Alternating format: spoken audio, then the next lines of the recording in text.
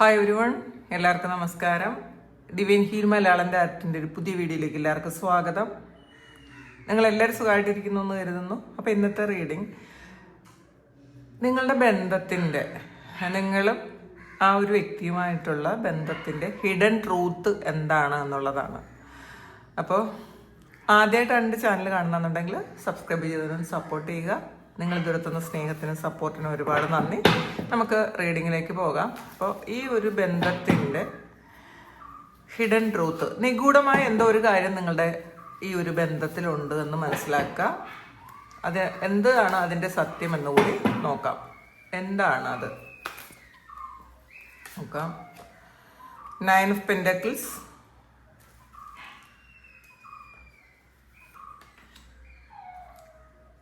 the Temperance, 8 of Swords, 2 of Pentacles, Judgment. ഇത് strength ആണ് bottom വന്നിട്ടുള്ളത്. പിന്നെ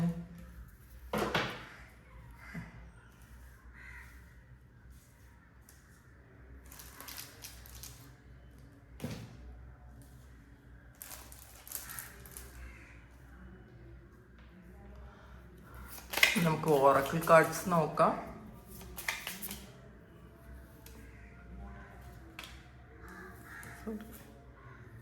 പീസാണ്. ടൈം ഫോർ എ നാപ്പ് വന്നിട്ടുണ്ട്. Regeneration and in energy. Blessed ആണ് വന്നിട്ടുള്ളത്, ബോട്ടം വന്നിട്ടുള്ളത്.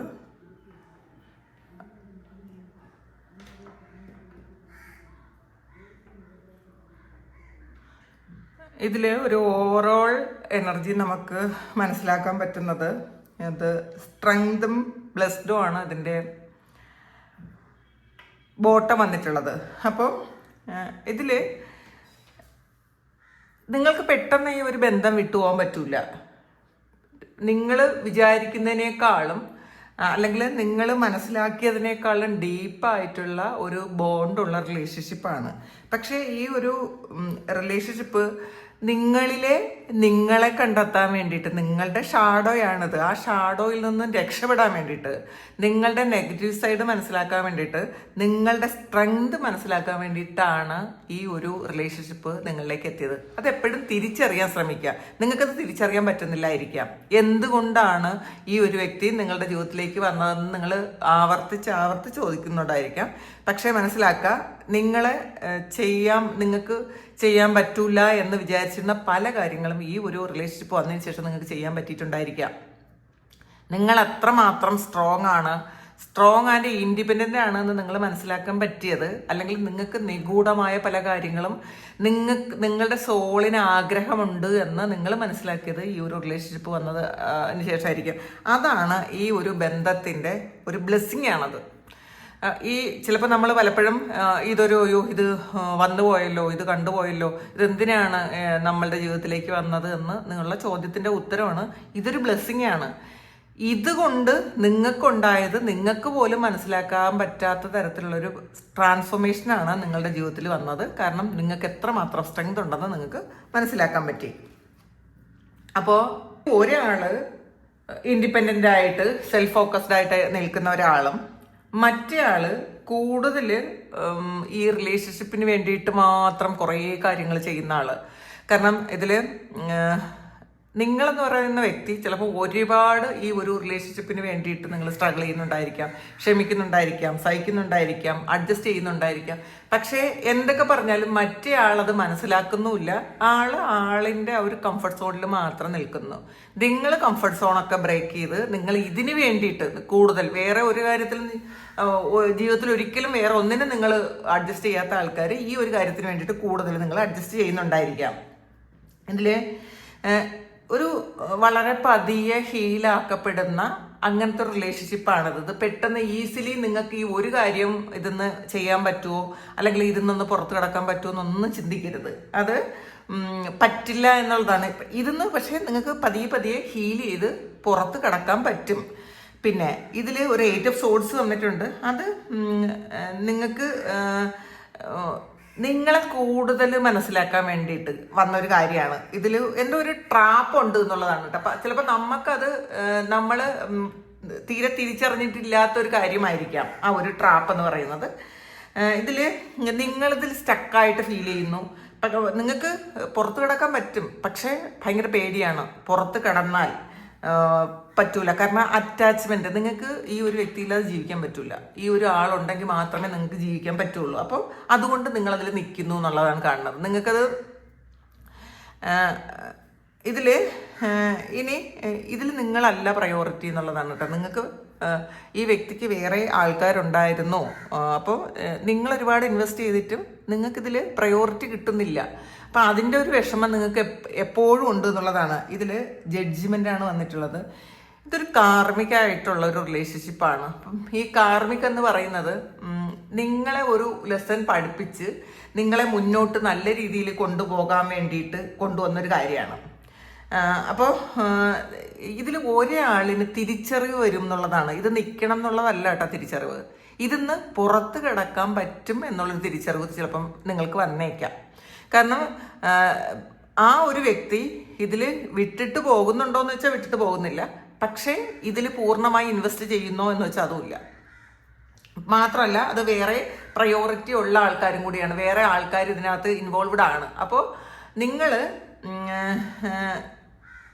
നിങ്ങൾ ആലോചിച്ച് തീരുമാനിക്കുക. പക്ഷെ ഇതിന്ന് പുറത്ത് കിടക്കാൻ നിങ്ങൾക്കൊരു ടൈം പീരീഡ് വരും. കാരണം ഇത് നിങ്ങൾ എന്താണ് എന്ന് നിങ്ങൾ പൂർണ്ണമായി മനസ്സിലാക്കിയാൽ മാത്രമേ നിങ്ങൾക്ക് ഇതിന്ന് പുറത്ത് കിടക്കാൻ പറ്റുള്ളൂ.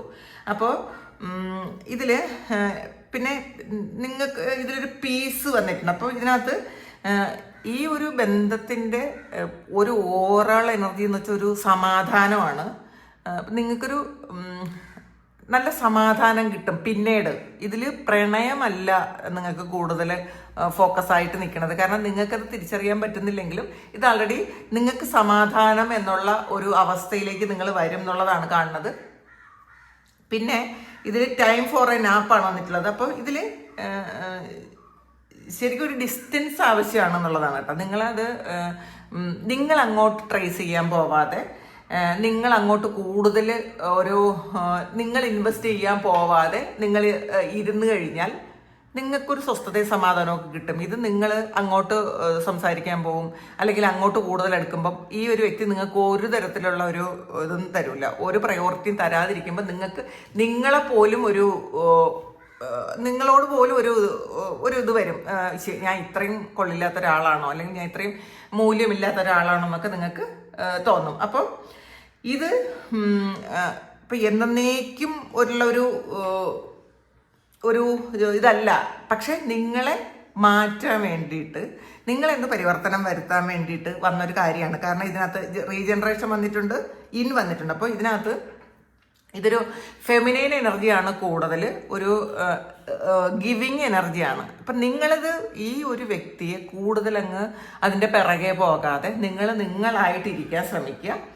അപ്പോൾ ഇതിൽ നിങ്ങൾ പഠിക്കേണ്ട ചില കാര്യങ്ങളുണ്ട്. കാരണം നിങ്ങൾ ഏതെങ്കിലും ഒരു വ്യക്തിയെ നിങ്ങൾ പിടിച്ചു നിർത്താൻ ശ്രമിക്കുകയാണെന്നുണ്ടെങ്കിൽ അത് നിങ്ങൾ മനസ്സിലാക്കുക. ഈ ഒരു വ്യക്തി ഇല്ലാതെ നിങ്ങൾക്ക് കംപ്ലീഷൻ ഇല്ല എന്ന് ചിന്തിക്കുന്നുണ്ടെങ്കിൽ അങ്ങനെയല്ല. നിങ്ങൾ ആൾറെഡി കംപ്ലീറ്റ് ആണ്. നിങ്ങൾ ഒരു കംപ്ലീറ്റ് ആയ ഒരാളാണ്. അല്ലാതെ ആ ഒരാളും കൂടി ഉണ്ടെങ്കിലാണ് നിങ്ങൾക്ക് കംപ്ലീഷൻ എന്ന് നിങ്ങൾ ചിന്തിക്കരുത്. ഇപ്പോൾ നമ്മൾ തന്നെ മതി, ഞാൻ തന്നെ എനിക്ക് ഇനഫാണ് എന്നുള്ളൊരു ചിന്ത നിങ്ങൾക്ക് എപ്പോഴും വരുമോ അപ്പോഴാണ് നിങ്ങൾക്ക് അതൊരു തിരിച്ചറിവാണ് അങ്ങനെ ഒരു കാര്യം. അപ്പോൾ ഇതൊരു ഒരു വേക്കപ്പ് കാൾ എന്നൊക്കെ പറയാം ഈ ഒരു റിലേഷൻഷിപ്പിനെ. നിങ്ങൾ ഇതിനേക്കാളും ബെറ്റർ ആയിട്ടുള്ള എന്തെങ്കിലും കാര്യങ്ങൾ ഡിസേർവ് ചെയ്യുന്നില്ലേ എന്ന് നിങ്ങൾ സ്വയം ചോദിച്ചുകൊണ്ടേയിരിക്കുക.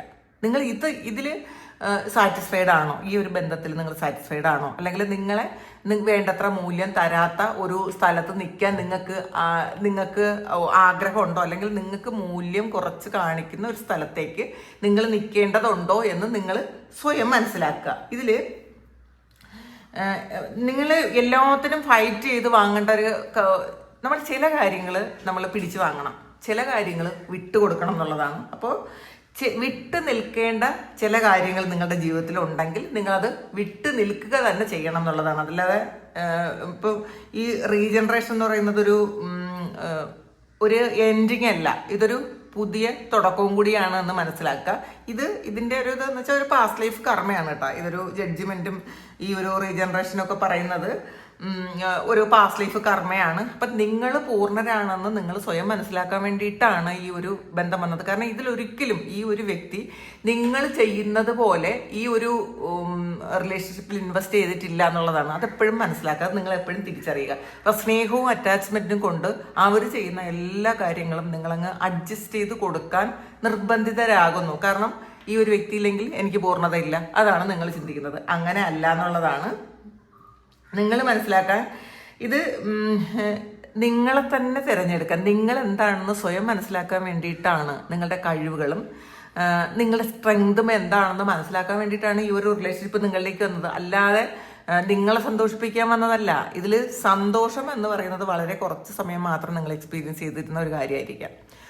ഈ ഒരു ബന്ധത്തിൽ കുറേ സന്തോഷമൊന്നും നിങ്ങൾക്ക് കിട്ടാനുള്ളൊരു സാധ്യതയില്ല. പക്ഷേ കിട്ടിയ കുറച്ച് സന്തോഷം നിങ്ങൾ വളരെ വലിയ ഒരു നിധി പോലെ സൂക്ഷിക്കുന്നുണ്ടായിരിക്കാം. ഈ ചിലപ്പോൾ കുറേ വർഷങ്ങൾ ഈ ഒരു വ്യക്തി നിങ്ങളുടെ കൂടെ ഉണ്ടായിരിക്കാം. പക്ഷെ അതിൽ നിന്നും നിങ്ങൾക്ക് കുറച്ച് സമയം നിങ്ങൾ ഇതുവരെ എക്സ്പീരിയൻസ് ചെയ്തിട്ടില്ലാത്ത തരത്തിലുള്ള സന്തോഷം നിങ്ങൾക്ക് എക്സ്പീരിയൻസ് ചെയ്യാൻ പറ്റി.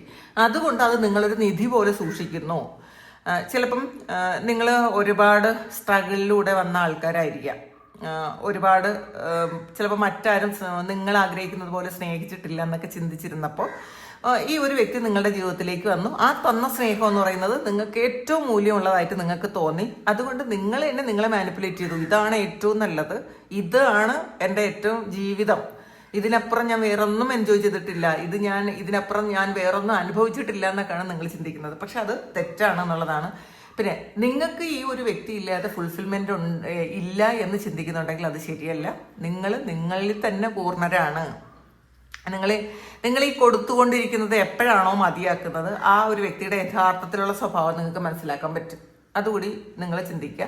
കാരണം ഈ ഒരു വ്യക്തിക്ക് വേറെ പ്രയോറിറ്റികൾ ഉണ്ട് എന്നുള്ളത് കൂടി നിങ്ങൾ മനസ്സിലാക്കുക. ഇതിൻ്റെ ഒരു ഹിഡൻ ട്രൂത്ത് എന്ന് പറയുന്നത്, നിങ്ങൾ ആൾറെഡി ഒരു ബ്ലെസ്ഡ് സോളാണ്, പൂർണ്ണരായ ഒരു സോളാണ്.